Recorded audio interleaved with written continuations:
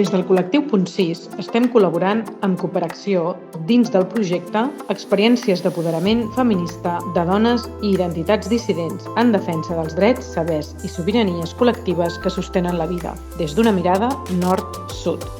Dins d'aquest projecte, el nostre rol és elaborar un diagnòstic participat per les dones i identitats dissidents en la defensa del dret a l'alimentació des de l'ecofeminisme a Lleida i els seus entorns, de la mà de l'associació LICA i la Llamborda, Associació Transfeminista de Ponent.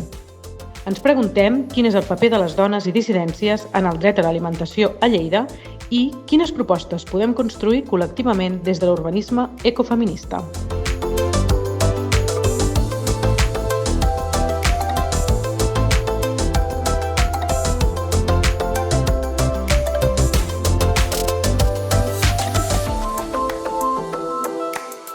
Una de les cures que hem de realitzar, una de les necessitats bàsiques que hem de cobrir les persones per nosaltres mateixos, cap a les altres persones i per cuidar del nostre entorn és alimentar-nos. En aquesta perspectiva de la sostenibilitat de la vida, amb l'alimentació, i quan parlem de cures i de la desigualtat de la distribució de les cures en els nostres territoris, és molt important aplicar la perspectiva feminista i entendre que encara avui en dia la majoria de les cures les desenvolupem les dones, ja sigui per llaços familiars o ja sigui per treballs mal pagats que desenvolupen en diferents àmbits, no només en l'àmbit de la llar en si, sinó en diferents àmbits per mantenir la sostenibilitat de totes les vides que vivim en aquest món.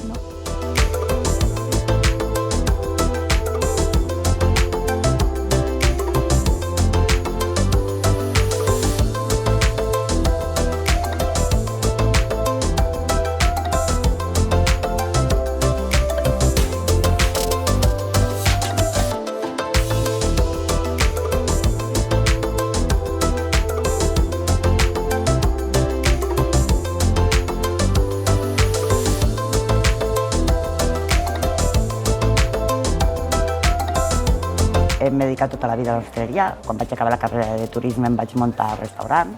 D'un restaurant vaig acabar tenint-ne 4 i, quan me vaig separar em vaig arruïnar i vaig decidir fer un canvi a la meva vida. Al final em va sortir la feina aquí, a la Fundació, treballant pel Banc d'Aliments i ja fa 3 anys que hi soc. Soc molt feliç. Nosaltres bàsicament vivim del menjar sobrant del supermercat i amb allò jo tinc que elaborar un menú. Realment tinc un equip darrere de voluntaris que sense ells, evidentment, seria impossible. També et vaig dir que quan em van agafar a treballar vaig començar a cuinar i al cap d'un mes em truquen i em diuen no, és que t'has equivocat. És que aquí no vens només a cuinar, jo, perdona. I com si m'anessin a fer fora, no? I no, és que clar, has de parlar amb ells, has d'interactuar amb ells, has de comunicar-te amb ells i saber què els hi fa falta. Res del que em podia pensar. O sigui, després de cuinar he de parlar amb ells, m'assento amb ells, me conten les penes, les seves necessitats, això, allò. I és el que m'omple, la feina, sí.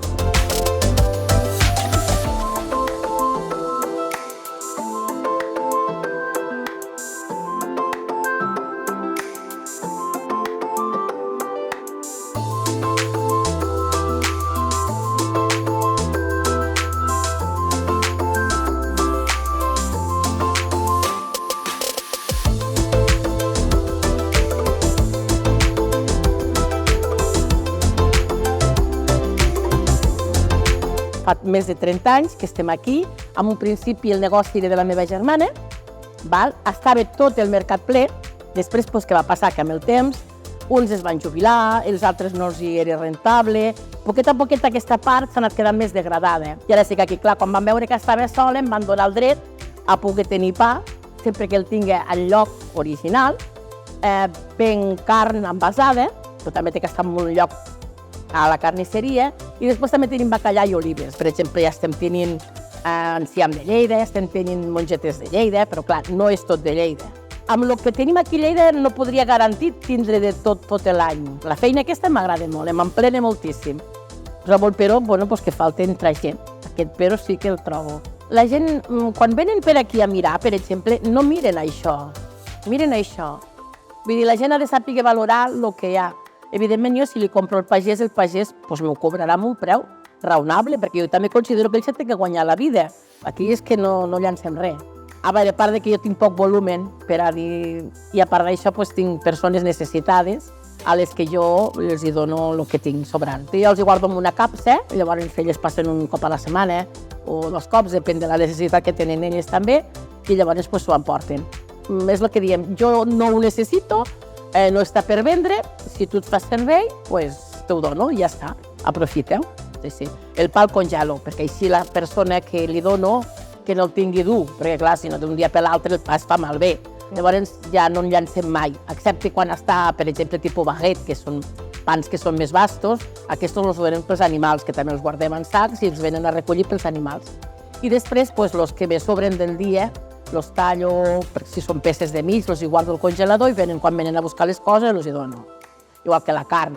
Si hi ha alguna safata que se me caduque i jo no la necessito, la guardo al congelador i els hi dono, ja hi fico el nom de la senyora per a donar-li a ella per quan vingui. Cada dia, quan entres, dius, a veure què passarà avui. Però al final ho acabes trampejant.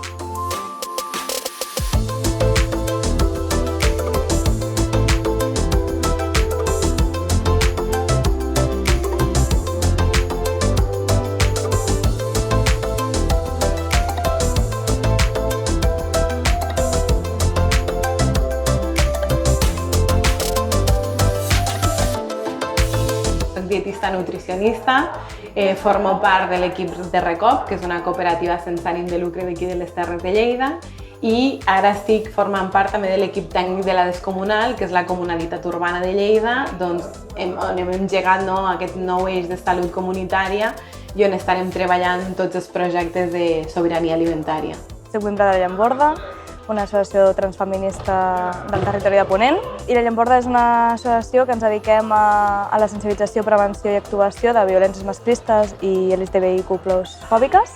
Ara mateix penso que hi ha una desconnexió molt important entre les persones de Lleida ciutat i l'Horta, no tan sols amb l'Horta parlant dels aliments en si, sinó de tot el que comporta quan comprem aliments que són de l'horta, l'impacte que tenen els productors en la seva qualitat de vida, en el mantindre aquest arrelament amb la terra a través del nostre consum, consumint això de proximitat, de temporada, també consumint de cultius que són més respectuosos amb el medi ambient. Jo no produeixo aliments bàsics, els abasteixo principalment gran part de fruites i hortalisses, per exemple, ve de donacions de la meva família, per dir-ho així. I en menjar sec, òbviament sempre s'intenta que sigui el més sostenible possible, tot i que molts cops la vida et porta a uns ritmes que és molt difícil habitualment que aquest menjar sigui d'un lloc sostenible o d'una cadena alimentària justa. En el tema de la seguretat alimentària, se sap que les famílies no estan accedint a productes frescos com fruita i verdura, que no podem accedir al consum d'oli d'oliva, que és aquest greix tan saludable pel seu cos, que moltes famílies no s'ho poden permetre, els fruits secs. Llavors, estem veient que realment aquesta seguretat alimentària no està garantida i que no cal marxar molt lluny per veure això, sinó que les famílies de la nostra ciutat estan patint aquesta carència d'aliments.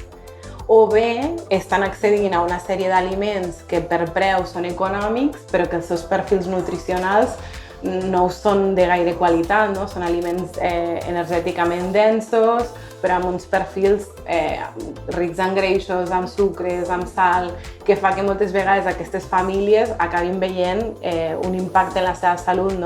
M'ha sorprès molt el coneixement que hi havia i també m'ha sorprès que realment no et dones compte de tot el que tens fins que fas una anàlisi profund. I també he vist com que és un espai molt còmode, un espai molt tranquil, de molta confiança i també com la importància dels espais no mixtes. Recordo després de recorregut, quan vaig arribar a casa, com molt feliç, molt contenta de dir, ostres, és que xulo, que són els espais no mixtes, que en records, que bé, que bonic. Crec que el paper de les dones en garantir aquest accés a l'alimentació a Lleida és un paper molt potent. No oblidem que les dones moltes vegades a les llars són les que van a fer la compra, per tant tenen el poder gairebé d'elecció d'on estan comprant, si van al supermercat, si van al mercat, si van a la seva verduleria de barri. són moltes vegades les dones les que tenen aquestes estratègies de supervivència quan a la llar hi ha molt pocs recursos, no? Són les que moltes vegades tenen les tasques de cura, no? Dels nens de la casa, dels adults grans de la casa. Per tant, tenen molt coneixement de quines són les necessitats de les famílies pel que fa a alimentació. I crec que són les que més coneixement tindrien a l'hora de poder aportar què és el que fa falta, no? És a dir, si tinguessin l'oportunitat d'estar més presents en espais participatius, crec que serien les que més tindrien capacitat de transmetre això és el que ens fa falta i això és el que voldríem. Al final tot és l'autoorganització, no? L'autoorganització de les dones, des de xarxes de veïnes o xarxes de dones del camp treballadores d'entorns propers, l'autoorganització de les dones com a eina de millora de la vida.